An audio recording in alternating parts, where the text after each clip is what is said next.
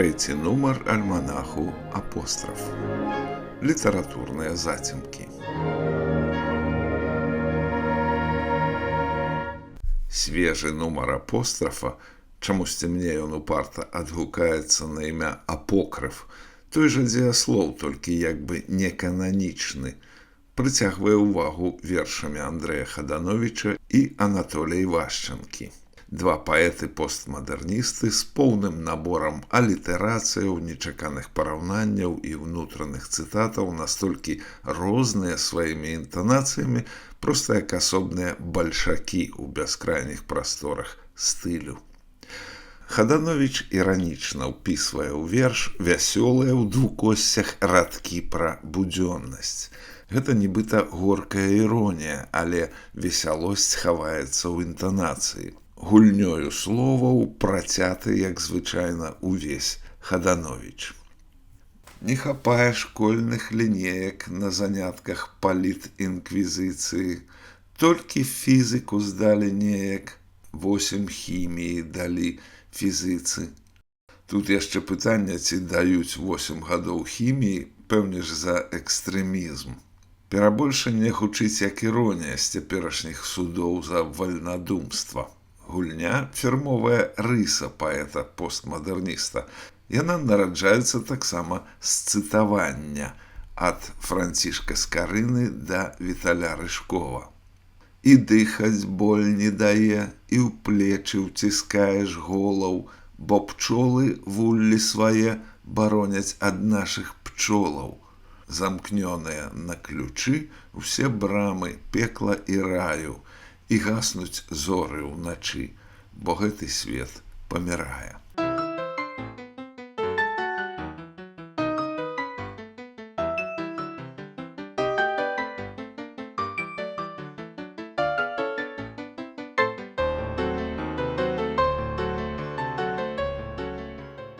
Сэнсава ўсё вельмі сур'ёзнае, нават пахмурнае, але цытаванне быццам падміргвае нам, маўляў, так ці інакш не журыся.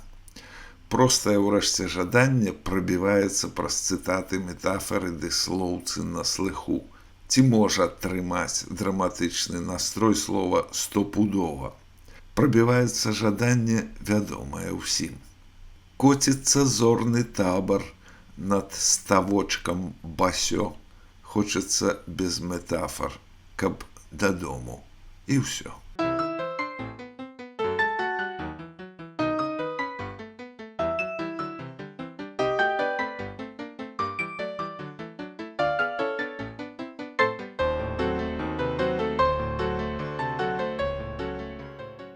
Я б назваў гэтую паэзію газетнай, той, якую шукаеш менавіта на папяровай старонцы ранішняй газеты, і тое, што сёння гэтага проста не можа быць, выклікае лёгкую нуду па нязбытным. Зрэшты, тужыцца і ад таго, што якраз там, дзе мы цяпер, у Літве ці Польшчы, такое якраз быць можа, але не для беларусаў. Адсюль і пэўная нервознасць ад Хадановіча і самога Хадановіча, ад браку нармальнасці, бо што можа быць індыкатарам нармальнасці, як не папяровая газета. Радок «Восень, пані, сахі і касы» гучыць як сам маніфест постмадэрнізму. Верш «Смерць аўтара», дзе паэт піша насуперак усяму, даносам і цырозам, расстрэлам і філфаку, які уваскрасае на злосць, гэта ўжо маніфест самога Хадановіча, яго галоўная жыццёвая рыса, упартасць, ці па-постмадэрнісцку упёртасць. Урэшце, па вершах ніколі не застаецца сутоння. Аўтар вырульвае з цёмнай паловы на светлую. Усё, вядома, вельмі кепска, але ж усё добра.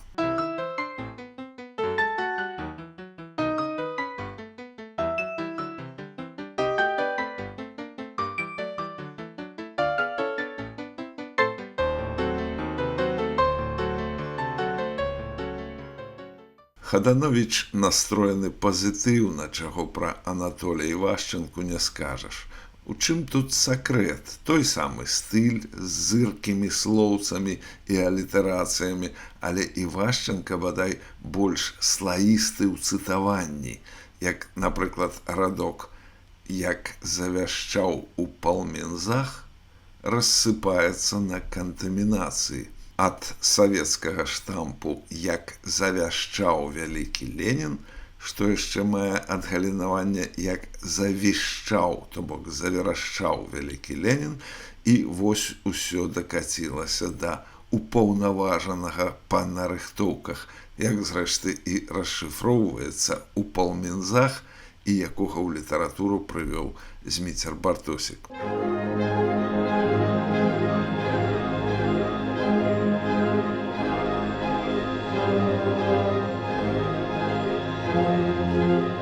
Трэці нумар альманаху «Апостраф». Літаратурныя зацемкі. Інакш кажучы, два паэты быццам вытанцоўваюць кожны свой танец, распушыўшы індычыныя хвасты, даючы шыкоўную магчымасць для параўнання, чаму адзін пры гэтым сумуе, а другі не сумуе, мабыць, ніколі. У традыцыйных паэтаў свае навіны. Сяржук Сыс памірыўся з Вільняй, нават заручыўся з ёй. Адпусцілі яго ўрэшце Беласток і Украіна, а таксама Дняпроўская круча. Арыенціры мяняюцца, і месцам азоранасці паэта становіцца месца пражывання. Толькі аднойчы Сыс узгадаў сваю малую радзіму. Бог з ім, што прыгажосць гэта вельмі балюча. Жоўты ліст, лён блакітны, ды чорны хлеб.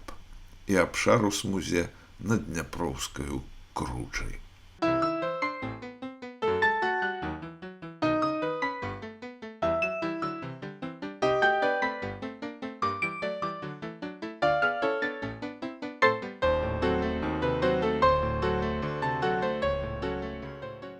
Паэтычны дэбют Леся Стэфанія Міхалевіч піша пра немагчымасць вяртання дадому. Цытую: «Дзіўна ўцякаць у краіну, дзе ідзе вайна, з краіны, дзе вайны няма».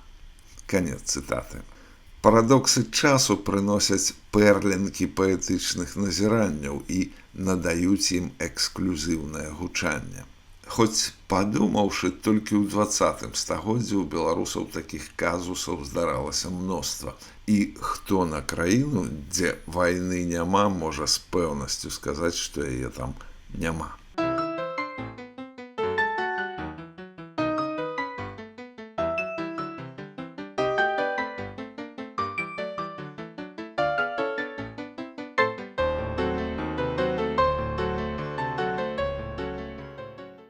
Змітрок Кузьменка піша верш пра класычны беларускі правапіс, праблему цалкам актуальную сёння. Але робіць ён гэта ў інтэр'еры тых самых 1930-х гадоў, калі беларускі правапіс быў зменены камісарамі дзеля набліжэння да расейскай мовы, а ўся школа мовазнаўства была адпраўленая на расстрэл ці на катаргу. Рэформу правялі 100 гадоў таму, але ў вершы я не знаходжу нічога, што б сведчыла пра гэтую адлегласць. Адзіная рэалія, за якую можна ўхапіцца, дзядулева газнічка. Сяджу і думаю, што гэта такое, чаму і якія мусіць выклікаць у мяне эмоцыі тая газнічка. І гэта пры тым, што аўтар на пакаленне маладзейшы за мяне. Увогуле, тут патрэбны нейкі сённяшнім днём асэнсаваны аргумент. Чаму ўвесь незалежны беларускі друк, які нарадзіўся ці адрадзіўся ў канцы 1980-х гадоў менавіта класычным дасавецкім правапісам, потым пад ціскам Лукашэнкі вымушаны быў перайсці на наркамаўку. Яшчэ потым быў выціснуты за мяжу, то бок у вольнае поле. Але так і працягвае выходзіць наркамаўкай, савецкім правапісам. На маю думку, актуальны верш на тэму мусіў бы даваць адказ на гэтае пытанне. Вось у чым праблема, якую, па ідэі, магла б развязаць паэзія.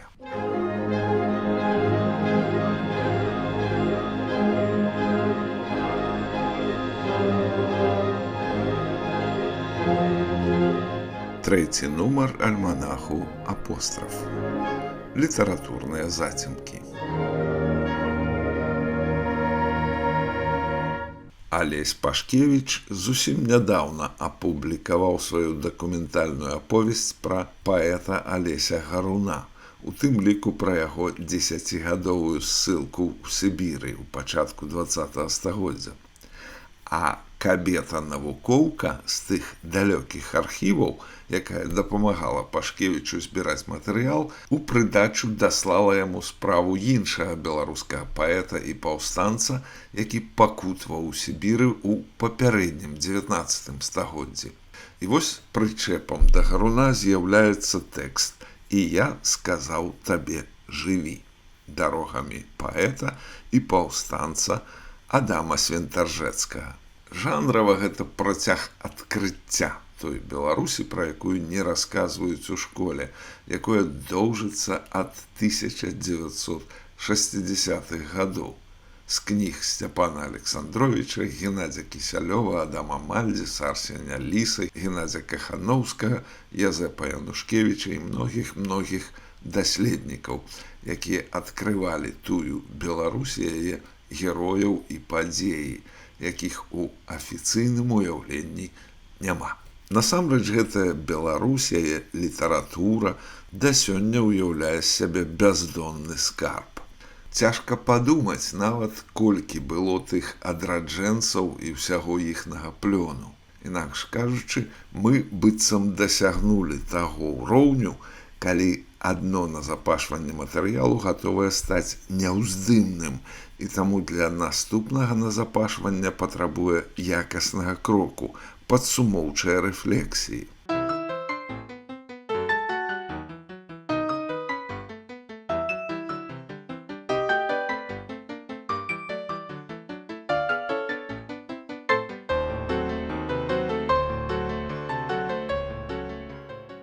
Ацыбаты пан Пракоп, наш нястомны далакоп, уміг хваінку пасадзіў, над дырэктару наздзіў.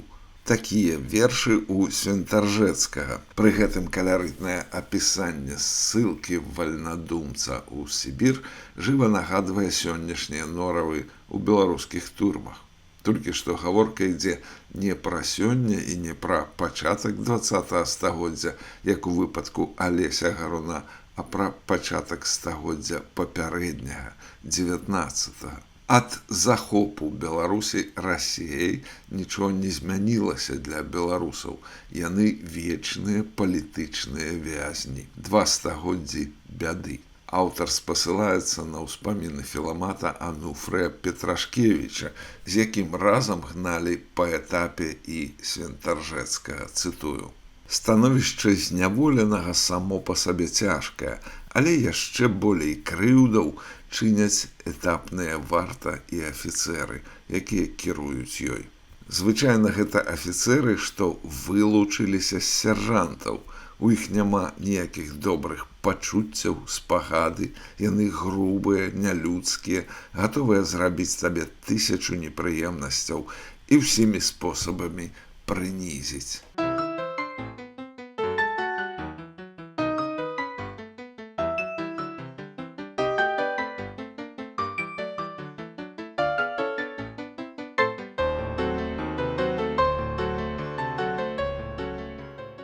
Пашкевіч узнаўляе тую карціну Беларусі, пра якую пісаў Мельхіёр Ваньковіч у шчанячых гадах. Пра гэтую кніжку я расказваў надоечы. Як зразумець тую польскую Беларусь, дзе паны і самі часцяком называлі сябе палякамі, а ў іхным супрацьстаянні з расейцамі тым часам з дробнай шляхты, з сялян, з месцічаў нараджалася мадэрная беларуская нацыя. Пашкевіч зрабіў адкрыццё яшчэ аднаго беларускага паэта і паўстанца, але засталося шмат пытанняў, якія аўтар, напэўна, пакінуў для сваіх разваг на кніжную публікацыю.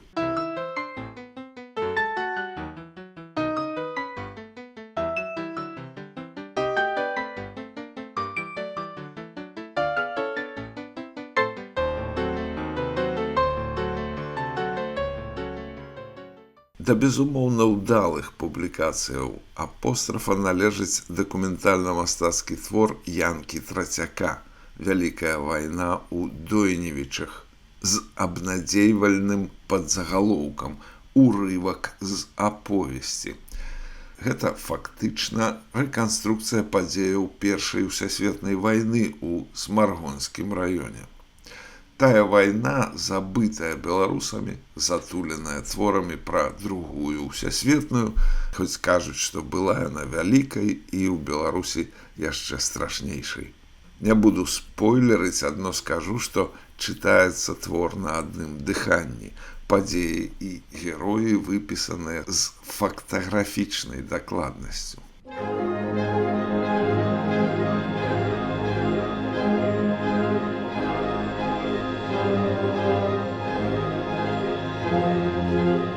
Трэці нумар альманаху «Апостраф».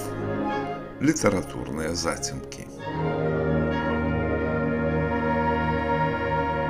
Крыху менш пашанцавала ў апострафе ўласна-мастацкай прозе. Маю на ўвазе кампазіцыю твораў. Напэўна, гэта якраз і добра, бо так званыя часопісныя публікацыі маюць тую перавагу, што быццам прыстрэльваюцца, праходзяць першую апрабацыю на ўспрыманне публікі і ў кніжным выданні могуць быць значна даробленыя. Аповесць Леаніда Дранько-Майсюка пра жыццё палескіх вяскоўцаў гарбачоўскага часу пісалася сутаргава. Пачынаючы з 1984 году, аўтар вяртаўся да яе шмат разоў, аж да 2025. Сюжэтна твор сканчаецца там, дзе галоўны герой забраў свае рэчы з аўтобуса. Далей пачынаецца ўжо іншы твор, нібы іншы жыццёвы цыкль.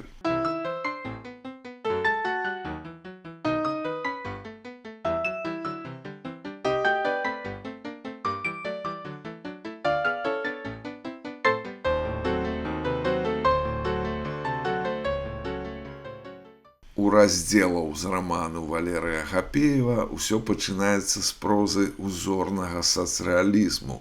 Тут і мара быць касманаўтам, і пяцібальная сістэма ў школе, і родная вёска, правільныя настаўнікі, словам, канфлікт шчырага з правільным або добрага з лепшым.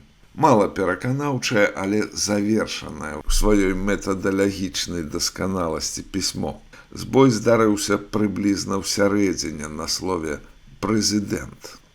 Змяняецца стылістыка, сама фактура адцягвае аўтара ад бесканфліктнасці і ператварае тэкст пры арганічнай для Гапеева наіўнасці ў інсітнае мастацтва, бо пра лесбіянства, напрыклад, стылем савецкай раёнкі неўтральна не раскажаш.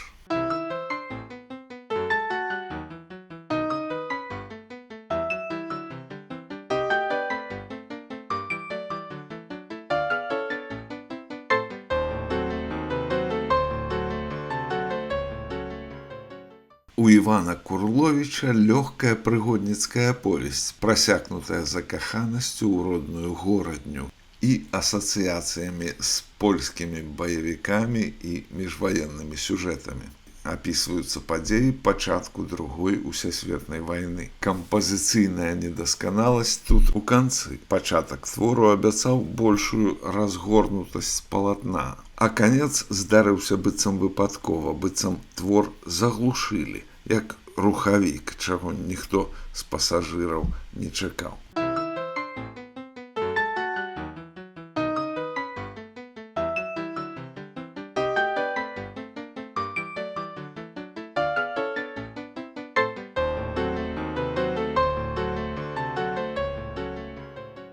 У маіх літаратурных зацемках пры ўсім жаданні я не змагу сказаць пра ўсе публікацыі трэцяга нумару альманаху «Апостраф». Але напрыканцы скажу колькі словаў пра запісы для сябе Барыса Пятровіча, стваральніка і рэдактара часопіса «Дзеяслоў», рэінкарнацыю якога апостраф я і трымаю ў руках, якая мне ўпарта адгукаецца словам апокрыф. Гэта запісы з бальнічнага дзённіка 1998 году пра літаратуру і не толькі. Калісьці такія кнігі чыталіся як скарб клясыкам жанру, які называлі мініатурамі, карацелькамі, зрэшты, назвы прыдумляліся розныя, быў прызнаны Ян Кабрыль. Сёння такое пішуць у сеціве, а пасля выдаюць ці не выдаюць кнігамі. Працэс чытання такіх кніг своеасаблівы, калі ён адбываецца дзеля абдумвання, дзеля адчування проста фізычнага току думкі, калі робіцца адкрыццё ці, наадварот, нараджаецца нязгода. Мінае час, мяняецца погляд на рэчы, але ты бачыш, што разам з тым змяніўся і ты сам. Праўда і ісціна, піша Пятровіч, не синонімы. Праўда і ісціна розныя рэчы. Праўду можна памацаць, а ісціну толькі адчуць. Праўду адстойваюць, ісціну шукаюць. Праўда спіць, ісціна дрэмле. Канец цытаты. Не магу з гэтым спрачацца, бо ў 1998 годзе думаў гэтаксама. Амаль 30 гадоў мінула. Цяпер я ведаю, што такое сцверджанне – гэта расейская скрэпа, разлічаная на тое, каб праўду размыць. Маўляў, праўдаў шмат, прынамсі ў кожная свая, а ісціна на ўсіх адна і гэтак далей. Ну і як у такім выпадку будзе выглядаць, напрыклад, праўда факта ў судовым працэсе, калі яе адзінае няма. Насамрэч, праўда і ісціна – гэта тое самае, і на іншых мовах яна перадаецца адным словам.